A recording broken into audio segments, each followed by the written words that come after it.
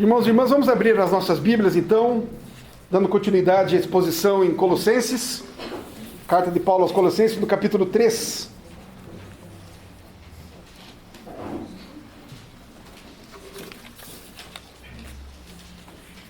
Hoje vamos aos versos 12, do verso 12 até o verso 17. Se Deus permitir, caminharemos até o fim, até o verso 17. Diz-nos assim então a palavra do Senhor, Colossenses 3, de 12 a 17. Revesti-vos, pois, como eleitos de Deus, santos e amados, de ternos afetos de misericórdia, de bondade, de humildade, de mansidão, de longanimidade. Suportai-vos uns aos outros, perdoai-vos mutuamente, caso alguém tenha motivo de queixa contra outrem. Assim como o Senhor vos perdoou, assim também perdoai vós. Acima de tudo isto, porém, esteja o amor, que é o vínculo da perfeição. Seja a paz de Cristo o árbitro em vosso coração, a qual também fostes chamados em um só corpo, e sede agradecidos. Habite ricamente em vós a palavra de Cristo. Instruí-vos e aconselhai-vos mutuamente em toda a sabedoria, louvando a Deus com salmos e hinos e cânticos espirituais com gratidão em vosso coração. E tudo o que fizerdes, seja em palavra, seja em ação, fazei-o em nome do Senhor Jesus, dando por ele graças a Deus, Pai. Senhor, nós estamos diante da Tua palavra, carentes, Pai, da iluminação do Teu Santo Espírito, para podermos compreendê-la totalmente, tudo aquilo que o Senhor quer nos dizer, nos ensinar, nesta manhã, através desta bendita palavra. Dependemos do Senhor. Ajuda-nos nisso, portanto, Pai. Tenha misericórdia de nós. Consola-nos, conforta-nos, abre a nossa mente e o nosso coração e encoraja-nos para que possamos, de fato, praticar esta santa e bendita palavra, pois isso glorifica o Teu nome e traz saúde para nós, para a Tua igreja. Oramos em o nome do Senhor Jesus. Amém. Nos versos anteriores a este texto, os versos 5 a 11 que nós estudamos recentemente, Paulo nos lembra que ao sermos revestidos do novo eu, a nova vida que nós recebemos, nós deveríamos fazer pelo menos duas coisas. A primeira delas é que nós deveríamos cultivar uma mentalidade celestial. Lembram-se o que foi escrito, o que ele nos escreve nos versos 1 ao 5? Que devemos pensar nas coisas lá do alto, que devemos buscar as coisas de Deus, as coisas do céu. Ou seja, devemos cultivar, devemos manter a nossa mente, os nossos olhos fitos no céu, nas coisas de Deus. Por quê? Porque nós não somos desta terra. Vocês se lembram muito bem disso. Nós não somos mais daqui. Nós estamos aqui, mas nós não somos daqui. É por isso que devemos então manter e cultivar uma mentalidade, um pensamento nas coisas do céu, nas coisas de Deus, pois é de lá que nós somos cidadãos dos céus. Lembramos que nós vimos, quando Paulo escreve aos Efésios, que nós já estamos assentados nas regiões celestiais em Cristo Jesus. Espiritualmente nós estamos lá com o nosso Senhor. E em segundo lugar, nós devemos fazer nos versos 5 a 11, o que Paulo chama-nos a atenção, que nós devemos fazer morrer a nossa velha natureza, que ainda está dentro de nós. Apesar de sermos cidadãos dos céus, de estarmos assentados nas regiões celestiais em Cristo, somos ainda pecadores. O velho homem ainda insiste em nos derrubar. Nós conhecemos o nosso próprio pecado, o nosso próprio eu. Nós conhecemos as nossas próprias tendências malignas ainda. Se não conhecemos, deveríamos conhecer. Portanto, nós devemos fazer morrer a nossa velha natureza. É o que nos diz esses versos anteriores. É a morte do pecado e a vivificação do novo eu, da nova vida que recebemos.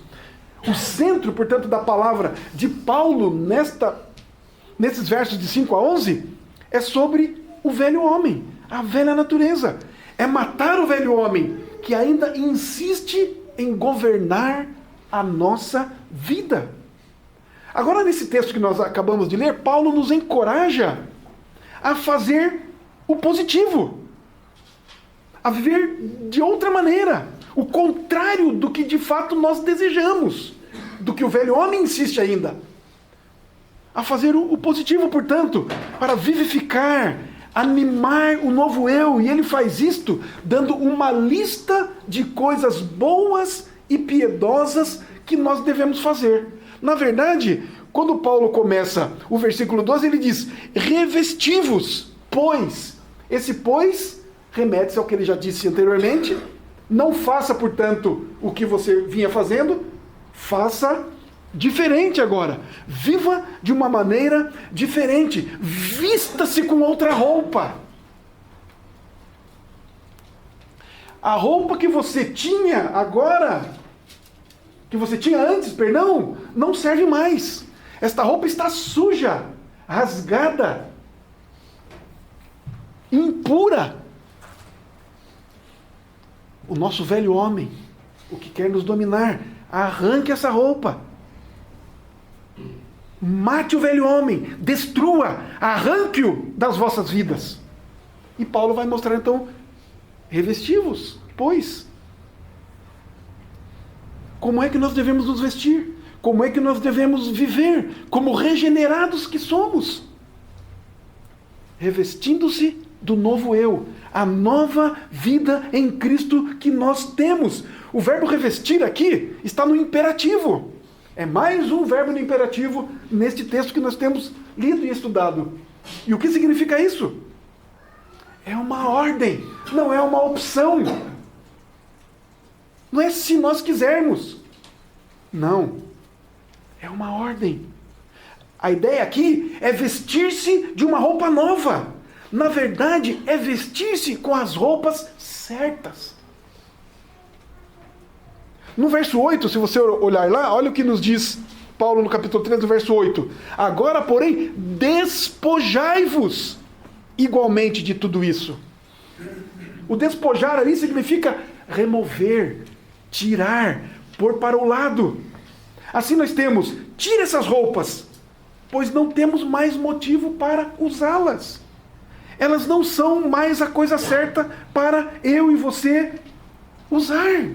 Paulo está dizendo aos crentes que tirem, ponham de lado a imoralidade sexual, a impureza, a paixão descontrolada, o desejo maligno, a cobiça, a idolatria. Tira tudo isso. A raiva, a ira, a maldade, a calúnia, a conversa obscena, a mentira e etc, e etc. Mas por quê? Por que que temos que nos despir dessas coisas? Porque Jesus Cristo morreu por cada uma destas coisas que nós, os crentes agora, lutamos contra. Agora estas coisas não servem mais para nós. Jamais nós podemos passar esta ideia, ou passar estas atitudes, ou demonstrar isso, mesmo no coração, e na verdade, primeiramente no coração, para as outras pessoas. Jamais nos irarmos, jamais termos atitudes maldosas, jamais caluniarmos alguém, jamais conversarmos obscenidades, jamais mentirmos. Mas tudo isso começa no coração. O novo eu, o novo regenerado que somos, nova vida que temos. Temos que arrancar a roupa velha e vestir a roupa nova. Então é isso que Paulo vem dizendo para nós, porque Cristo morreu por conta de todas essas coisas. Segundo aos Coríntios, capítulo 5, verso 21, o apóstolo escreve assim: aquele que não conheceu o pecado, Jesus Cristo, ele o fez pecado por nós, para que nele fôssemos feitos justiça de Deus. Fomos justificados. Fomos declarados justos agora em Cristo Jesus. Deus nos vê assim. Deus declara isso a nosso respeito. Arranquemos a roupa velha, vistamos a roupa nova. Estas roupas terrestres, esta vida terrena, não mais pertence a nós. Porque nós estamos em Cristo. Recebemos uma nova vida. Este velho uniforme não mais nos identifica. E claro que estamos falando de uma roupa espiritual. Não das vestes que temos hoje aqui, todos muito bem vestidos, não é? Dizem que o inverno é bom por causa disso. Todo mundo coloca umas roupas mais bonitas. Mas estamos falando das vestes espirituais. Por isso que no verso 12, o apóstolo Paulo se refere àqueles colossenses como a nós também. Ele se refere assim, olha o que ele diz. Revesti-vos, pois, tirem a roupa velha, coloquem a roupa nova, como eleitos de Deus. Como eleitos de Deus, santos e amados. É isso que nós somos agora. Nós fomos feitos assim, santos. Nós somos eleitos por Deus. Eleitos, santos e amados de Deus. É isso que nós somos agora. Deus nos escolheu. Ele nos ama. E fomos separados para Ele. É a nova vida. Somos chamados a vivermos de acordo com esta nova posição que nós fomos colocados. Somos crentes em Jesus. Somos santos e amados. Somos escolhidos por Deus. Já estamos vestidos com a justiça de Cristo. O que isso significa? Quando pensamos nessas coisas, o que isso significa para nós? Em primeiro lugar, devemos nos lembrar que nós não somos mais escravos do pecado. Que nós fomos crucificados com Cristo. Que não estamos mais servindo a nossa carne, nem o diabo e nem o mundo.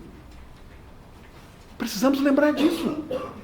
Quando pecamos, precisamos chorar. Quando cometemos um pecado.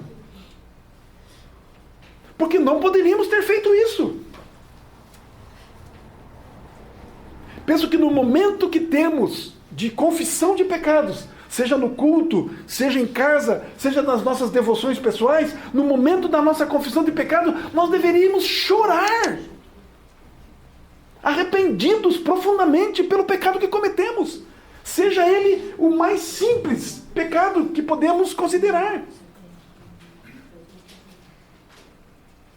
o mais pequeno pensamento mau que pode ter passado pela nossa mente. Nós devemos chorar por conta disso. Pensar, eu jamais poderia ter pensado isto.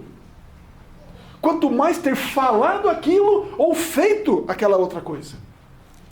Nós, como crentes, precisamos ter de fato o Espírito Santo de Deus vivo, alerta, atento em nós, por conta disso, atentos e alertas, por conta do Espírito que habita em nós, para que no momento em que o pecado apareceu na nossa mente,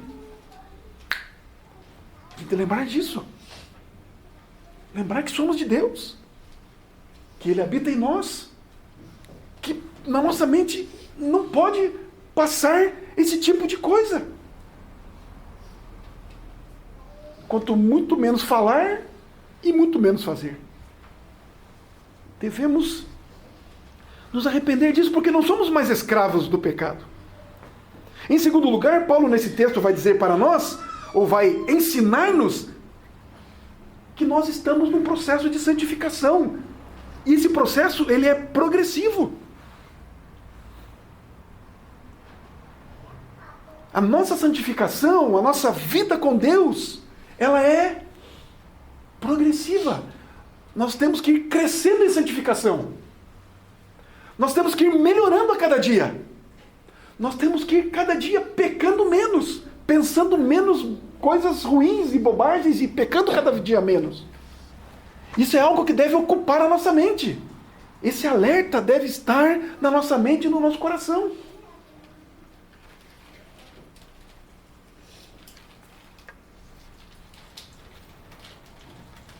Como é que deve ser a nossa vida cristã no dia a dia? Paulo aqui chama a igreja, os crentes, os filhos de Deus, o seu povo, ele chama de povo escolhido de Deus. Povo eleito de Deus. Ele diz aqui, Revesti-vos, pois, como eleitos de Deus, santos e amados. O que ele vai escrever depois disso? Somente quem é eleito, santo e amado pode cumprir.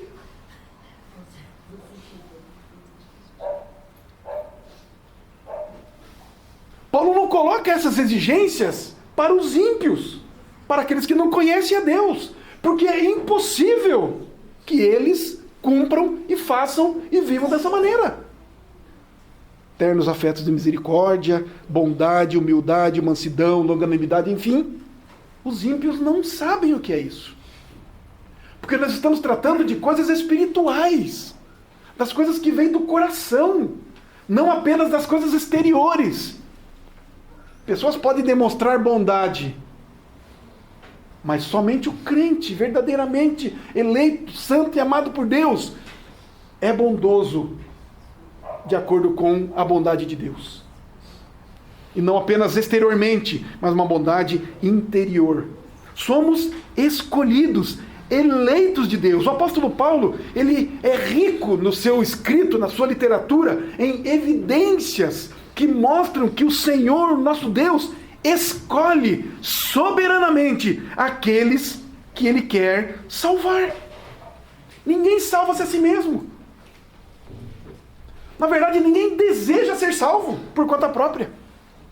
É Deus quem chama, é Deus quem traz, é Deus quem elege, é Deus que escolhe, é prerrogativa dele. E Ele faz isso graciosamente, soberanamente, livremente. Deus não é constrangido por ninguém a escolher um ou outro. Deus é absolutamente livre. A escolha de Deus, a eleição de Deus, ela é incondicional. Não há condição alguma. Não há obrigação de Deus alguma. Deus não se comove de maneira alguma para escolher quem quer que seja. Ele faz do jeito que Ele quer. Ele é o Criador. Ele é aquele que domina sobre todas as coisas. Ele é absolutamente soberano. Em Romanos, no capítulo 9, dos versos 20 ao 24, veja o que o apóstolo Paulo fala quando trata exatamente deste assunto. Romanos 9, de 20 a 24, diz assim: quem és tu, homem, para discutires com Deus? Porventura pode o objeto perguntar a quem o fez: por que me fizeste assim? Ou não tem o oleiro direito sobre a massa, para do mesmo barro fazer um vaso para a honra e outro para a desonra? Que diremos, pois, se Deus, querendo mostrar a sua ira e dar a conhecer o seu poder, suportou com muita longanimidade os vasos de ira preparados para a perdição, a fim de que também desse a conhecer as riquezas da sua glória em vasos de misericórdia, que para a glória preparou de antemão, os quais somos nós, a quem também chamou, não só dentre os judeus, mas também dentre os gentios? Por que Paulo está tratando disso aqui? Porque os judeus se achavam os únicos merecedores da graça de Deus. E Paulo vai falar: não é assim não. Deus escolhe quem quer. Ele escolhe tanto dos judeus como ele escolhe dos gentios. Ele é soberano. Quem é que vai discutir com ele? Ele criou todas as coisas. Ele nos criou. Dele é tudo. Dele é o céu. Dele é a terra. Tudo pertence a Deus. Ele não tem que dar satisfação a ninguém.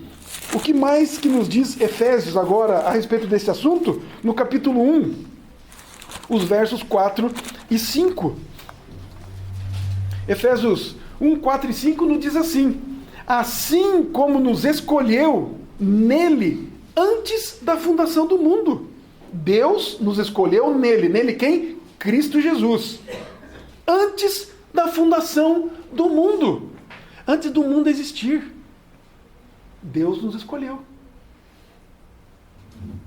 Mas o que ele diz mais?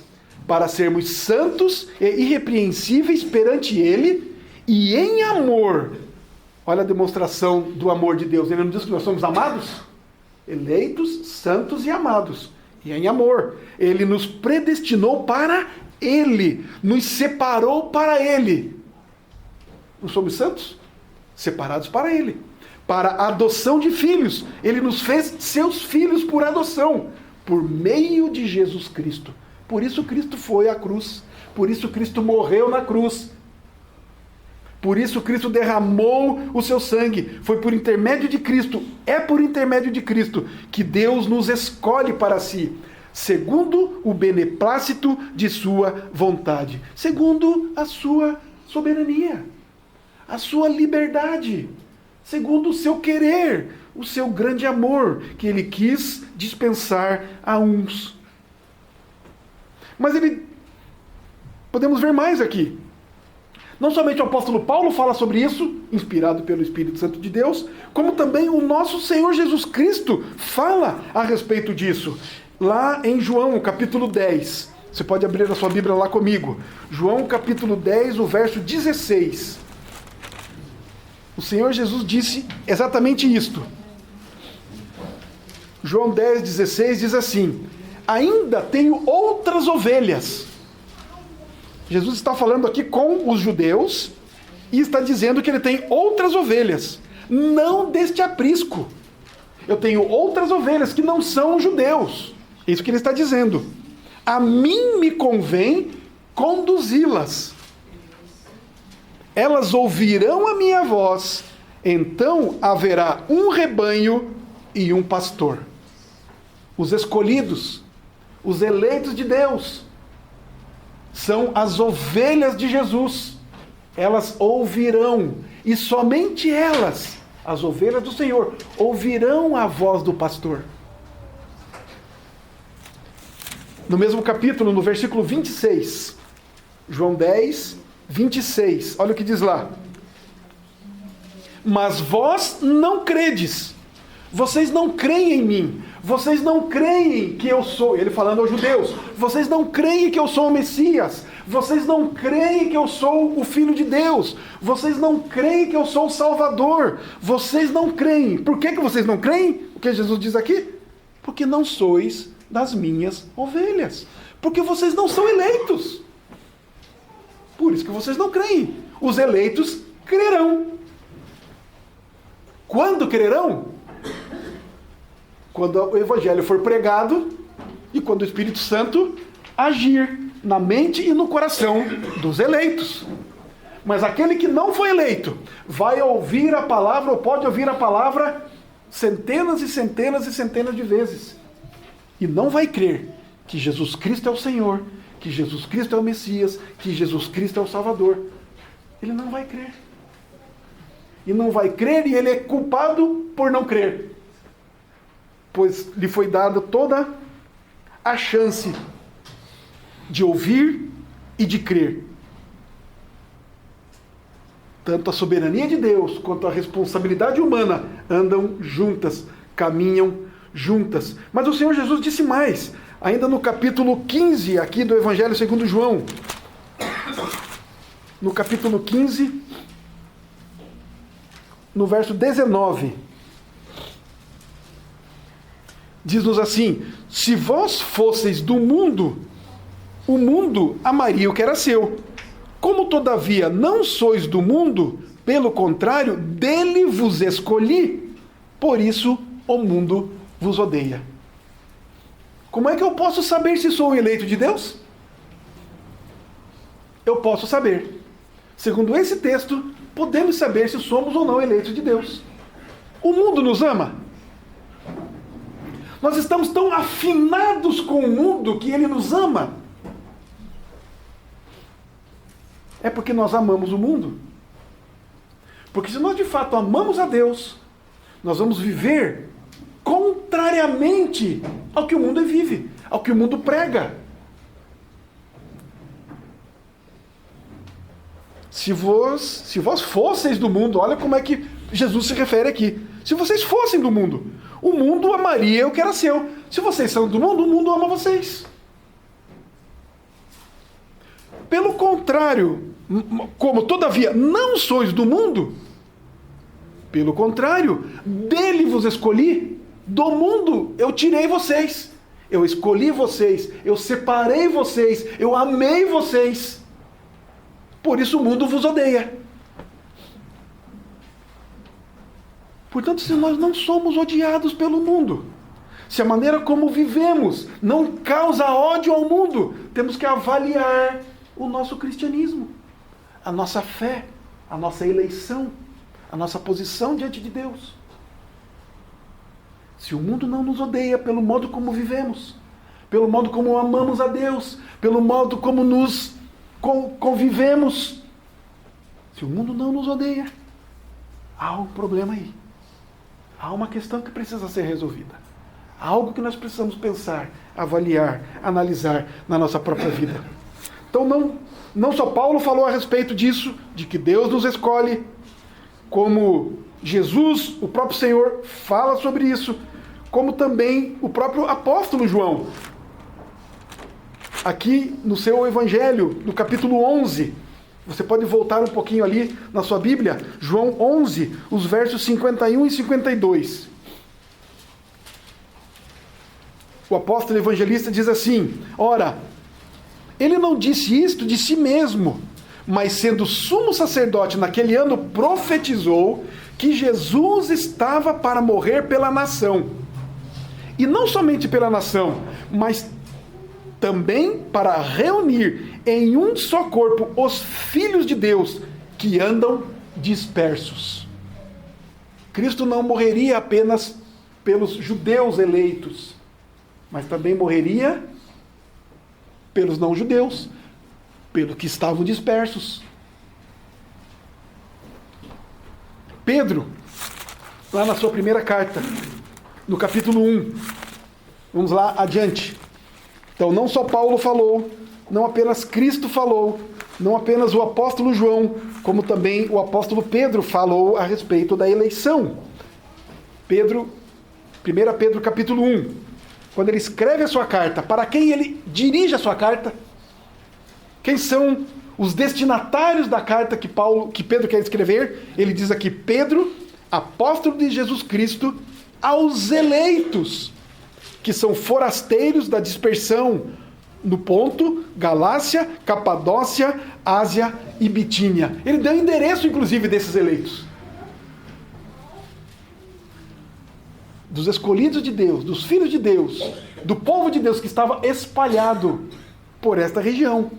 Ele escreve esta carta aos eleitos.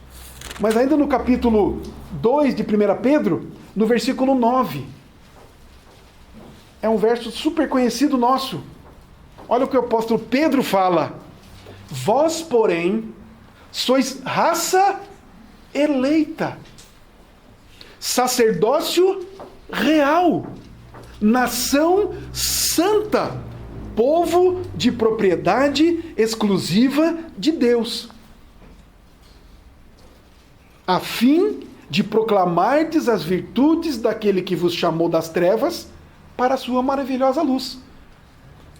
A respeito de quem o apóstolo Pedro fala que é raça eleita, sacerdócio real, nação santa, povo de propriedade exclusiva de Deus? Para quem o apóstolo Pedro fala isso? Para esses que estão aqui, no capítulo 1, versículo 1. Não é isso? Pedro, apóstolo de Jesus Cristo, aos eleitos que são forasteiros. Ele direciona, ele fala. E nós conhecemos, nós entendemos que esta palavra, a palavra de Deus, a palavra que Pedro escreveu, que Jesus escreveu, que João escreveu, que Paulo escreveu, é uma palavra que foi escrita à igreja do Senhor Jesus Cristo. A igreja do Senhor Jesus Cristo, no tempo de Paulo, como a igreja do Senhor Jesus Cristo, no nosso tempo. A igreja é o povo eleito de Deus, escolhido de Deus. Portanto, nós vemos que a igreja é a comunidade dos eleitos. O povo que sem mérito algum, mas pela livre, soberana e graciosa ação de Deus, foi o povo escolhido antes da fundação do mundo, para ser santo desde já e herdar o céu de Deus, no tempo de Deus, na volta do Senhor Jesus Cristo. Mas ele diz mais, voltando lá para Colossenses do capítulo 3. Ele diz mais. Ele diz que esse povo escolhido, esse povo eleito desde antes da fundação do mundo, ele é também santo e amado. Ou seja, por ter sido eleito por Deus, esse povo então foi separado para Deus, para os seus sábios propósitos, e tornou-se objeto do seu amor especial. Queridos, a eleição de Deus, Deus quando escolhe alguém, manifesta o seu amor especial por aquele que ele elege. A eleição de Deus é demonstração de graça, de amor do Deus que escolhe. Por que é demonstração de amor e graça? Porque ninguém merece. Na verdade, o que merecemos, ou o que merecíamos, a morte eterna. E o que é a morte eterna? Espiritualmente falando, é distanciamento de Deus. É viver longe de Deus. Portanto, quando Deus escolhe, Ele demonstra o seu amor gracioso. Porque Ele tira da multidão dos pecadores ímpios que são rebeldes a Ele, Ele tira-nos de lá e traz para si. Demonstração do seu amor, da sua graça. Pois ele poderia demonstrar a justiça para com todos, a sua ira para com todos, e mandar todos para o inferno.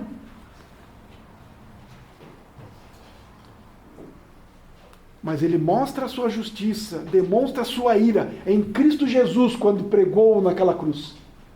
Porque se nós lemos as Escrituras com o olhar que devemos, com o olhar espiritual, cheio do Espírito Santo, nós vamos saber que Deus enviou Jesus Cristo para a cruz.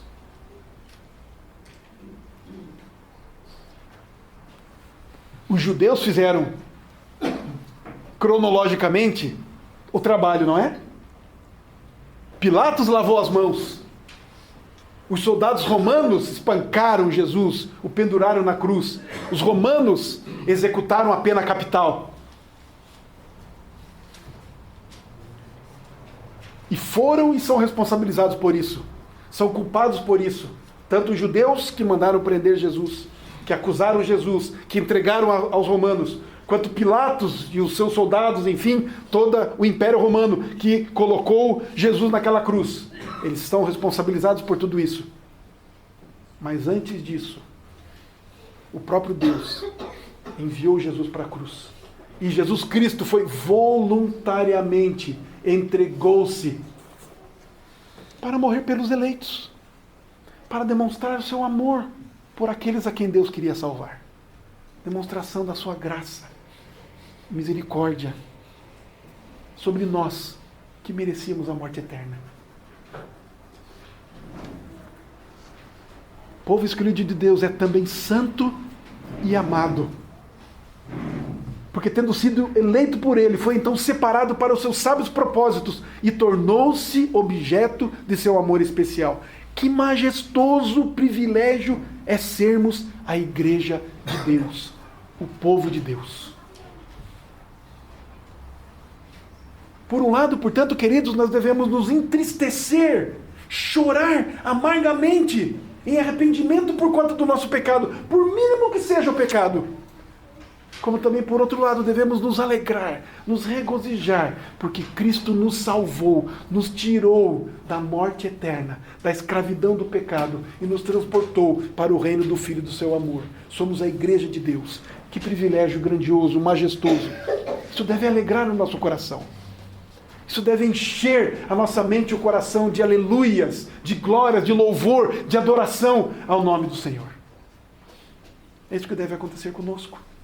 Se de fato somos os eleitos, se de fato somos santos e amados do nosso Senhor. De fato, queridos, a grandeza da posição da igreja agora está no fato dela ter sido alçada, elevada ao status de santa.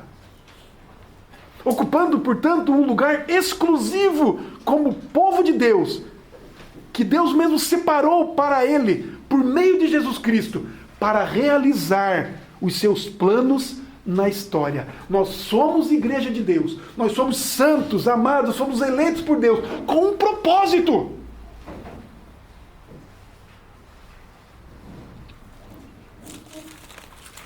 Qual o propósito? Ou quais propósitos? Pelo menos um, certamente. Efésios capítulo 2, os versos 6 e 7. Nós já vimos isso semanas atrás. Efésios 2, 6 e 7 nos diz assim: e juntamente com ele, com Cristo, nos ressuscitou e nos fez assentar nos lugares celestiais em Cristo Jesus, para ficarmos lá, simplesmente assentados. Olha o que ele nos diz no verso 7: para mostrar nos séculos vindouros a suprema riqueza da sua graça, em bondade para conosco, em Cristo Jesus. Nós somos santos, amados, somos eleitos de Deus, para mostrarmos a glória de Deus, para evidenciarmos a majestade, a soberania, o poder, a justiça, o amor de Deus. É para isso que nós fomos salvos.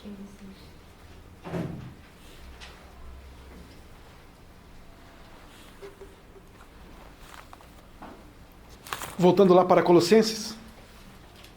Depois de tudo isso, depois de toda essa introdução que Paulo faz no início desse versículo 12.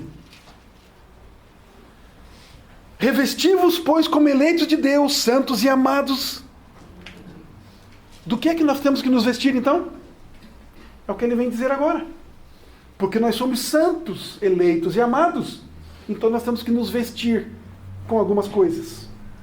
E é o que ele começa a dizer agora. Primeiramente, o apóstolo menciona aqui uma profunda compaixão. Ele diz assim: revesti-vos, pois, como eleitos de Deus, santos e amados, de ternos afetos de misericórdia. Assim deve ser o crente. Assim deve ser o eleito, o santo, o amado. Assim deve ser aquele que faz parte do povo de Deus, que foi chamado por Deus. Ternos afetos de misericórdia. Ternos afetos, no grego, traz a ideia de um sentimento de ternura presente nas entranhas, no mais profundo do nosso ser. É um sentimento afetivo, real e profundo, que parte do mais íntimo do nosso ser. Ternos afetos de misericórdia. É algo interno, interior de cada um de nós. Ternos afetos, mas de misericórdia. O que quer dizer misericórdia? O que significa isso? A misericórdia aponta para um alto grau de sensibilidade diante de alguém que sofre. Nós, como cristãos, como filhos de Deus, nós precisamos ter um alarme muito, como que eu posso dizer assim? Muito sensível para percebermos aqueles que estão ao nosso redor, principalmente, percebermos o sofrimento do outro.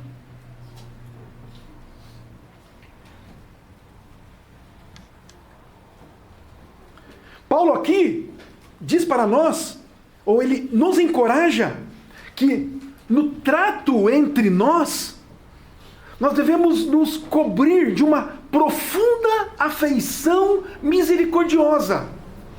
Devemos ter misericórdia pelo outro. Algo sincero de fato, algo que vem de dentro, das entranhas. Algo que move do interior nosso, que se compadece da dor do outro. É o completo oposto da indiferença.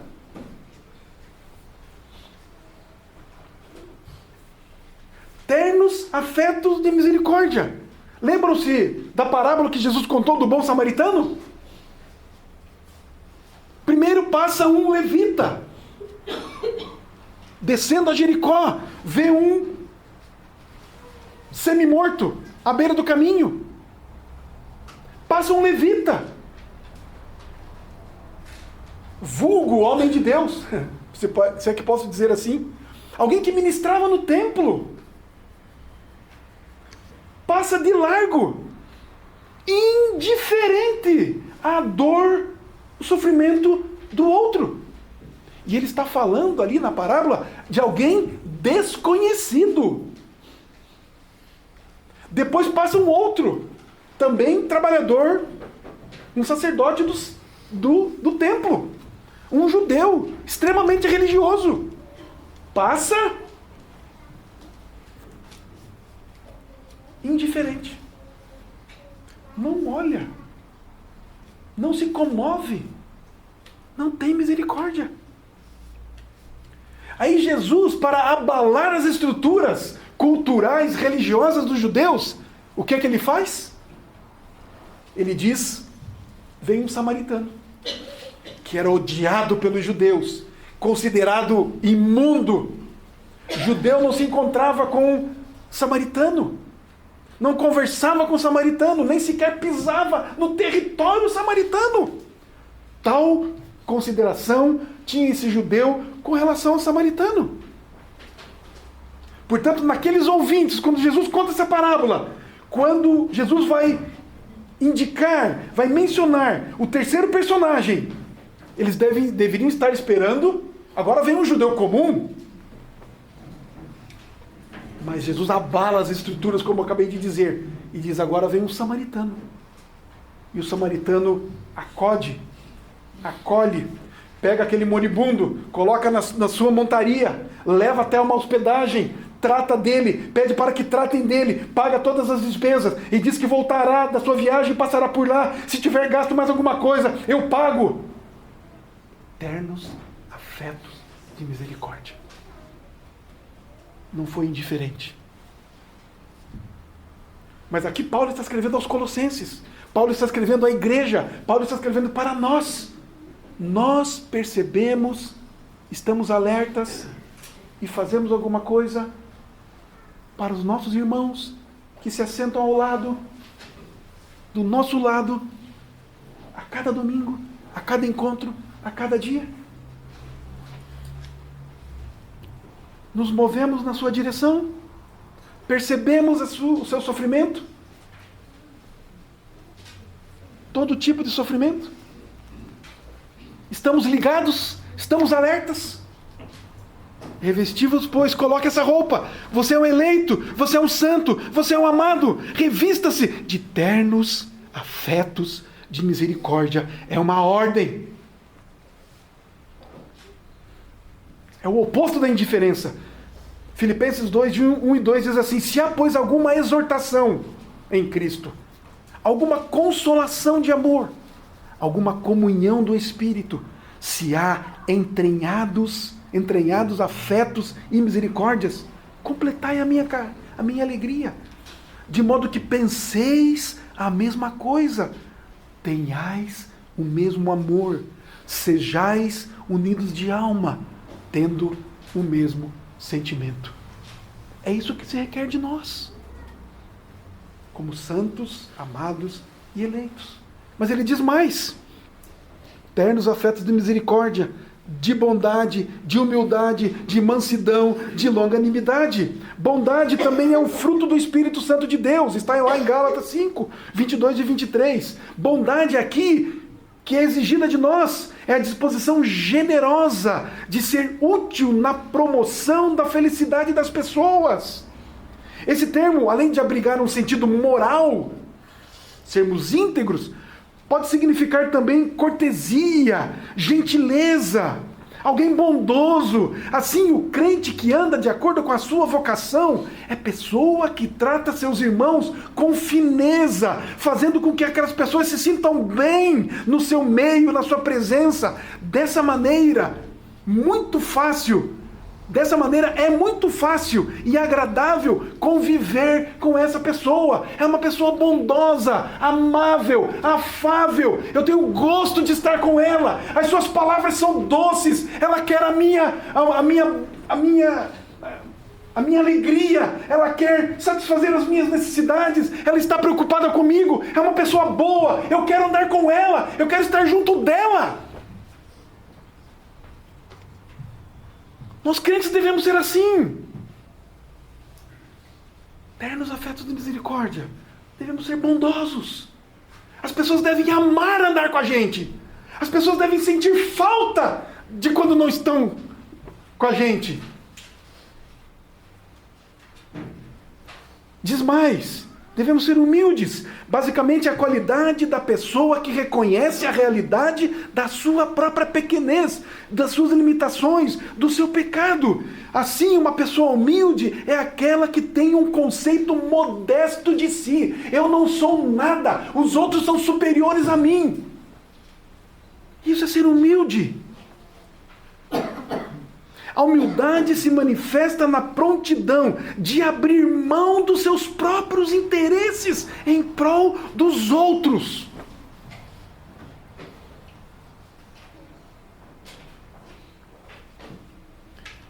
Nesse sentido, Jesus Cristo é o maior exemplo de humildade que temos.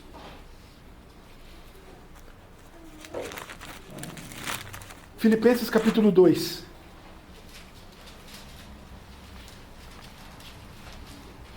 Nós lemos os versos 1 e 2 há pouco.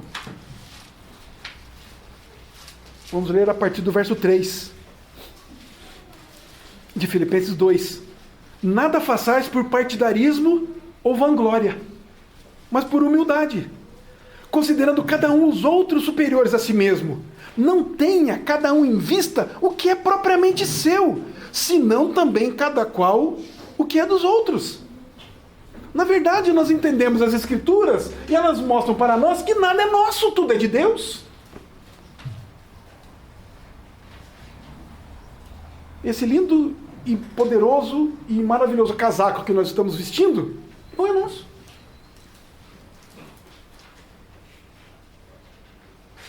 O sapato, a meia, qualquer coisa que você tem de menor valor na sua casa não é seu. De maior valor não é seu.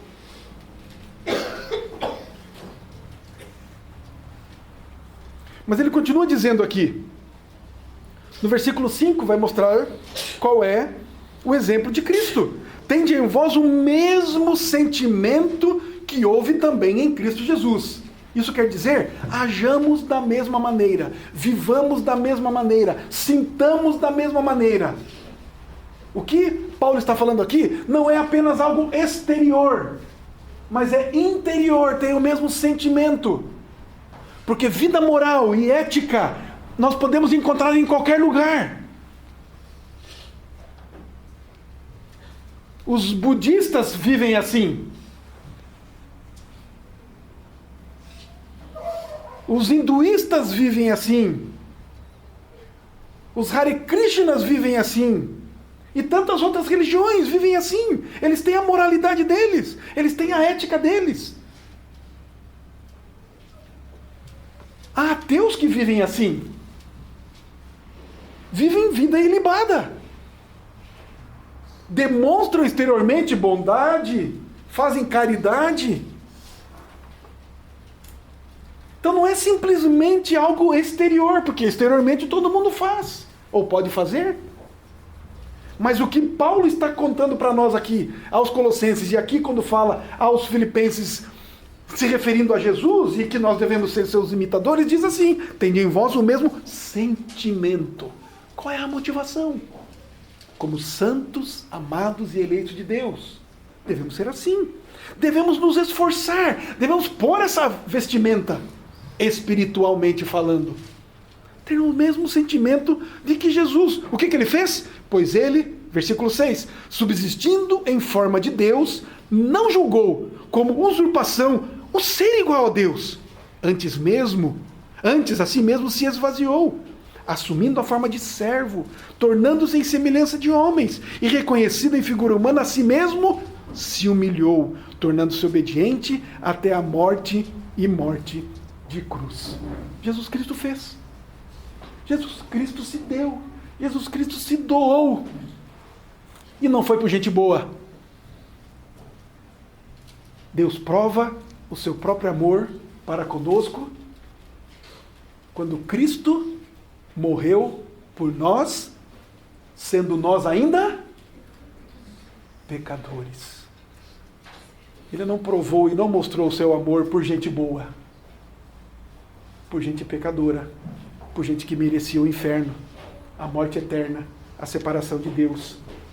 Humildade é requerido de nós, algo que vem do fundo da alma, de alguém cheio do Espírito Santo, de alguém que foi eleito, chamado, é santo e amado por Deus. Mas diz mais, voltando lá para Colossenses capítulo 3, mansidão, não é isso que ele diz para nós aqui? Revistam-se de bondade, de humildade e de mansidão. O que é mansidão? Mansidão reúne tanto uma quantidade de bondade como de humildade. O que se destaca, porém, no homem manso é a sua serenidade, mesmo diante dos mais terríveis dissabores da vida. Apesar das grandes dificuldades que nós temos, por conta de convivermos uns com os outros, porque a mansidão só pode ser demonstrada na convivência de uns para com os outros, quando somos provocados. O manso não explode em fúria descontrolada, nem se mostra teimoso ou obstinado. Antes, dispõe-se a ceder, ou quando preciso, age com gravidade, mas sem nunca perder a disposição pacífica e o domínio de si. Alguém manso é alguém que se domina. É fruto do Espírito, domínio próprio. Mesmo diante das ofensas, das injúrias, dos maus tratos, das calúnias. Como é que foi que Jesus se portou diante de Pilatos, diante da multidão, diante daqueles que o acusavam? Como é que Jesus se portou? Isaías já havia dito sobre isso. Não abriu a sua boca. Por vezes nós somos muito rápidos a revidar, não é?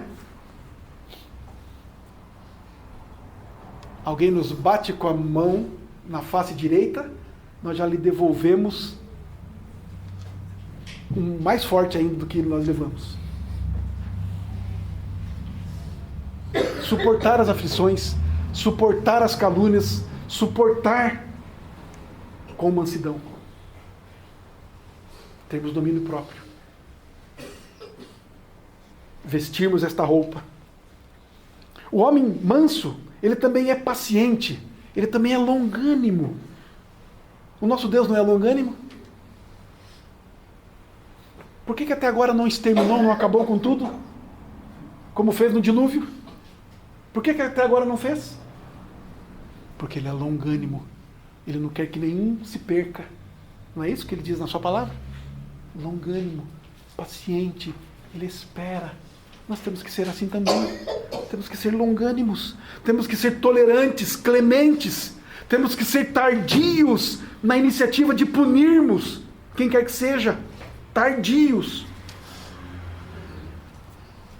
É o indivíduo que suporta firmemente a ofensa, sendo demorado para reagir ou romper o relacionamento.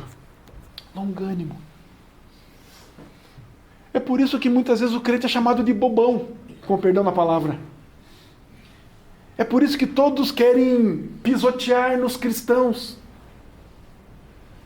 Porque eles são assim, eles são humildes, eles são mansos, eles são longânimos, eles são amáveis, eles são bobões.